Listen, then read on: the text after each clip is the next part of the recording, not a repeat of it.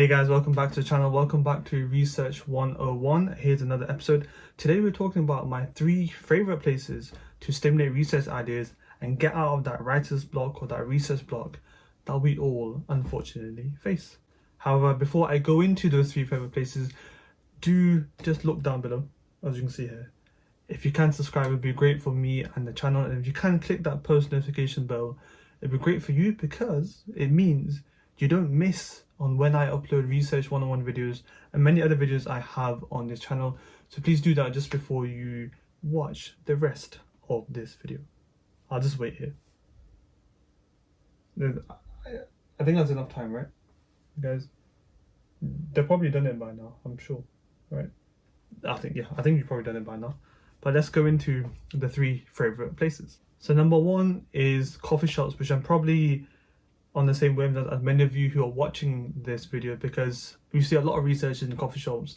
And what I've started to notice is that the trend in this video and with how I like to work is a lot of calmness in the foreground, which is like where I am, and then a lot of maybe business in the background.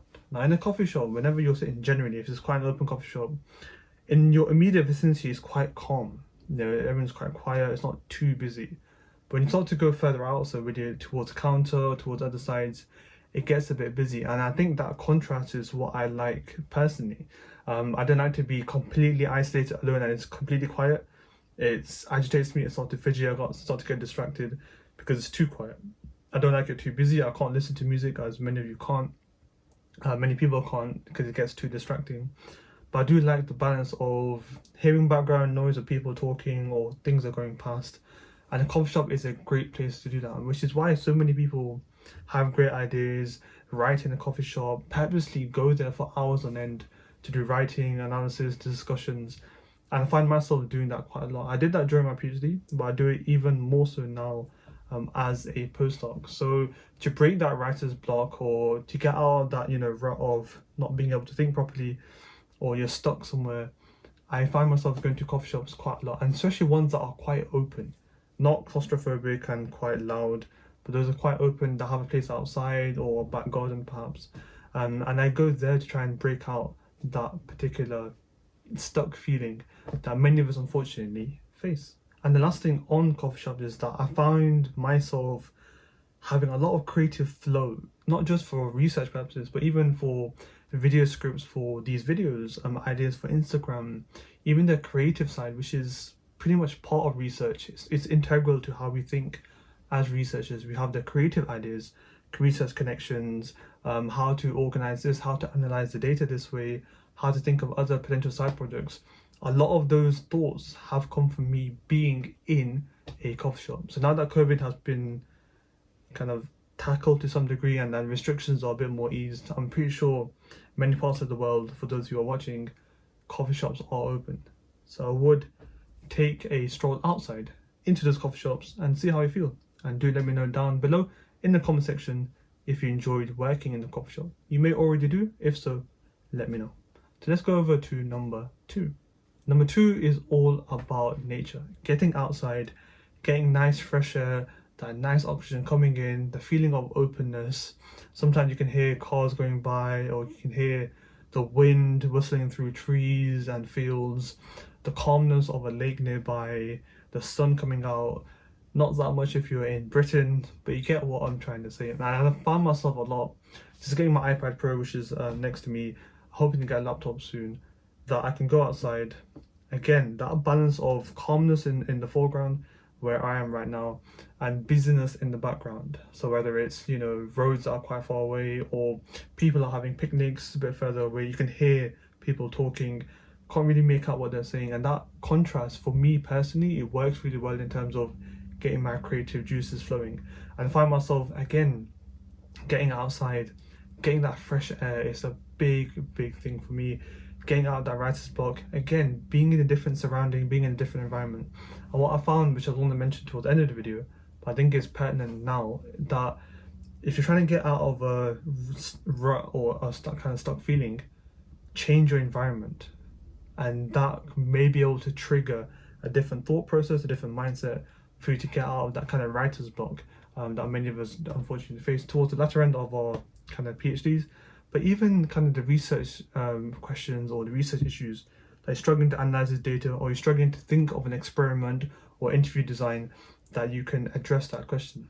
A lot of the times when I faced that in my PhD, I changed my surroundings, and 9 times out of 10, it really works. So nature, again, I'm sure there's a park nearby, or there's a stroll where you can go by. Many of us who I know on Instagram, I see, they have, you know, incredible scenes in terms of like nature, mountains, and I would love to have that here. We do in the UK, but I have to travel a bit. And the reason why I'm mentioning all of that is sometimes travel for half the day to somewhere else, and within that few hours you probably get more work done in an entire week. And again, something I mentioned in a separate video, but I'll just mention it now. It's not about how long you work, it's about how effective you are. And sometimes you may want to travel to the Peak District in the UK or somewhere else, go for a stroll, take a laptop with you, and you find yourself unlocking those kind of stuck feelings or those writer's block you will have. It's worked for me.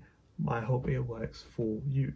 Now, the final one, number 3, is something I'm hoping to find out if other people do, but something that I used to do quite a lot, and I haven't been back to the library because of COVID properly, but I'm hoping to do this, and it's sitting on the floor in the library. It sounds really weird, but stay with me.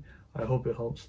Sometimes I used to stand, walk through like different bookshelves, find a little cozy spot, and I used to sit on the floor next to the wall. I would be surrounded by books, but again, that contrast really worked with me, which was in the foreground I was really calm, there was calmness around me, wasn't too busy, but the background busyness was seeing loads and loads of books. To me, that felt busy. I could see lots of information, but then I could see even or hear in the background other students or other, you know, staff members working in the library as well, and that contrast in the library setting fully was perfect to get my creative flows running, to get my kind of productivity up and running, to get my efficiency at a high level where I could get through so many tasks by sitting on the floor. And I always find that sitting on the floor is so comfy. It's weird that you see life in a different way when you sit on the floor anywhere, but I used to sit on the floor in a library, and I'm hoping to maybe start that again a bit more when I do go to the library regularly. You know, have stuff around, sit in a nice comfy position so you're not kind of aching hours later. And just try it, because if you haven't done it, just try it and see how you feel. See if that kind of unlocks or finds a little unlocks neural pathways in your brain to tackle that burning query that has been troubling you for weeks, or that paragraph in that chapter of your thesis that you've been struggling to put together. Change your surroundings. And for me, sitting on the floor in a nice cozy place in the library has worked really well. And a little fun fact that I would love to, if my YouTube channel grows and if I grow, I would love to do a tour of the most famous libraries around the world and vlog it and show you what I've done, show you the library. And that's kind of like a dream of mine. And maybe that's partly why I've done this as a little change in terms of habit or scenery, sorry, where I go to library, sit on the floor, and when I finish, I've done 10 times more work than I would have done if I stayed in the office or the desk. So give that a shot, and if you do let me know on Instagram at Aamir.phd, or just let me know in the comment section below, because I want to see how many other people do that. I think I'm fairly rare, but it may be more common than I realized. So those are the 3 kind of places I go to when I'm struggling to get through a task or hit writer's block, or I don't feel like I can't be bothered to analyze that data. I try one of these 3 options, and pretty much nearly all the time it does work. So it's worked for me, as I mentioned before. Give it a shot, and I do hope it works for you. Do let me know in the comment section down below, or let me know what other kind of scenarios or places you go to try and tackle the same query, because I'd love to see of ideas that I might not have thought of. So do let me know in the comment section below, or on Instagram at Aamir.phd, as you can see over here. But that is the end of today's Research 101 episode. I hope you enjoyed it. Do subscribe to the channel if you can so you don't miss out. Click that post notification bell. Give a like if you like the video. Just click it. It'd be really helpful for me. And in any case, I shall see you in the next one. Take care.